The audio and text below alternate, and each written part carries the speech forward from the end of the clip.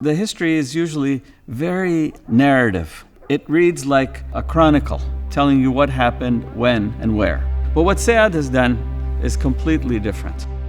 What he has done is given you a vision, an image of what history would look like. It tells a history like no historian could ever write about. There's a picture of Saad in the snow and standing in the forest. And he's dressed in the ancient or medieval robes, with the snow falling and the purity of snow all around. That image alone gives you a very, very clear picture of what history was like.